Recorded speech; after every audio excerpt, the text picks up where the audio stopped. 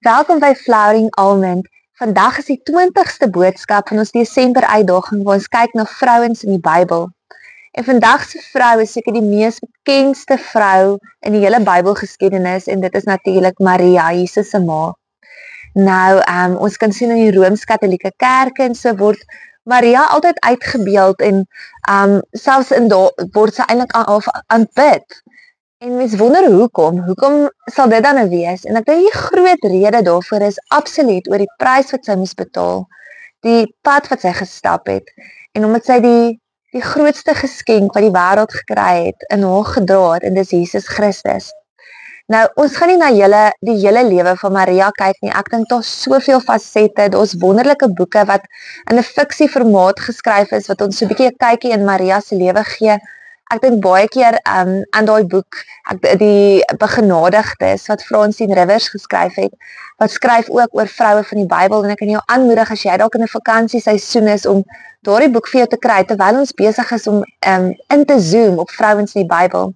Maar daarso word in 'n fiksie formaat word Maria beskryf en mens kan nie help om eintlik jou oë uit te huil wanneer jy dit lees nie.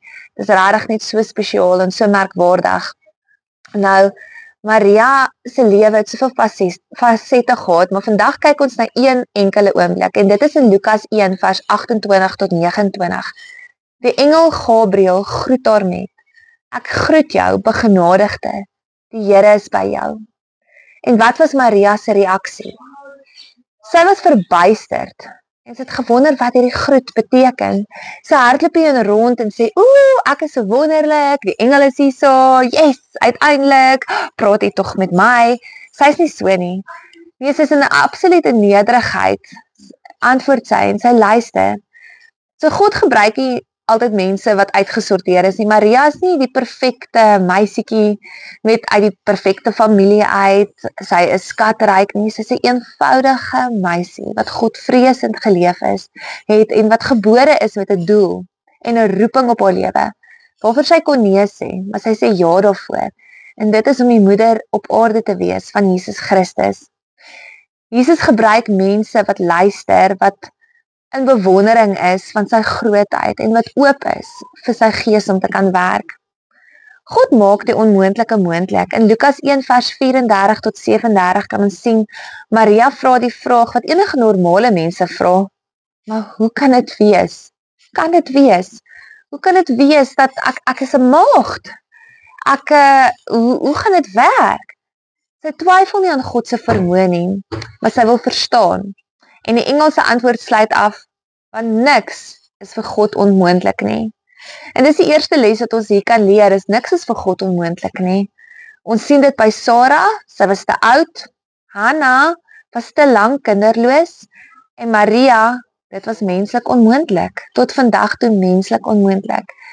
En miskien sê jy vandag, my situasie het geen oplossing nie, dis te laat, dis verby, maar God sê vir jou, dis onmoontlik vir jou, maar vir my is niks onmoontlik nie. Maria sê dan, ek is tot God se beskikking, ek is tot die Here se beskikking, sy gee 'n ja. Lukas 1 vers 38, Maria se antwoord is kort, maar is kragtig. Ek is tot beskikking van die Here, laat met my gebeur wat U gesê het. Hierdie was nie 'n maklike ja nie, daar was 'n wete dat 'n mes deur haar hart gaan steek. Sy het nie geweet wat dit beteken nie, maar sy het geweet haar hart gaan gebreek word. Dit was nie 'n maklike pad wat vir haar voorgelê het nie. Sy is ongetroud, sy is in die gevaar van verwerping, sy kan selfs onder die wet bedreig word met dood, en daardie tydperk kan jy gestenig word. Sy het dit geweet, en tog sê sy ja. Die volgende les wat ons kan leer is, ware gehoorsaamheid kan jou iets van jou kos. Ons vra maklik, Here gebruik my, en ons sê dit so met 'n, ja, hier gaan ons, en dan diep in ons hart, dan sê ons, solank dit net nie te veel van my kos nie. Miskien was jy ook al daar gewees, ek weet, ek was al baie daar gewees, waar ek voluit wil sê, Here gebruik my, maar in dieselfde asem dink ek, moet net nie laat die prys te groot wees nie, moet net nie laat dit te moeilik wees nie. Maar Maria leer ons, God se roeping kom soms met 'n prys, maar ons altyd 'n doel, en die Here het vir Maria krag gegee om deur te druk. Hy het vir haar bekragtig. Ek glo met my hele hart die oomblik toe sy ja gesê het hy sy Heilige Gees oral kom uitstort, hom kom volmaak met alles wat sy nodig het vir die pad wat voorlê. So ek en jy kan weet, wanneer ons vir die Here ja sê, en dit lyk dalk na 'n moeilikheid, en dit lyk of dit onmoontlik gaan wees, as ons ja sê en ons is gehoorsaam, sal hy vir ons die krag gee. Maria se geloof was in God se plan. Maria het geglo wat God gesê het, selfs so tussen die lyne al het sy nie die volle prentjie gehad nie. Maria het nie die volle prentjie gehad nie. Sy het geweet haar seun is die Messias, maar sy het nie werklik verstaan dat hy die ewige koning sal wees nie.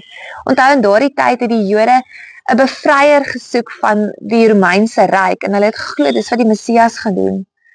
Min het sy selfs geweet dat die Messias tot vandag toe vir my en jou die redder van die wêreld gaan wees. Die een gaan wees wat heers tot in alle ewigheid. Wat nie net in 'n millennium, in 'n eeu sal heers nie, maar heers vir ewig. So die derde les wat ons uit Maria uit kan vat en uit hierdie oomblik van Maria is, God se plan staan vas en niemand kan dit keer nie.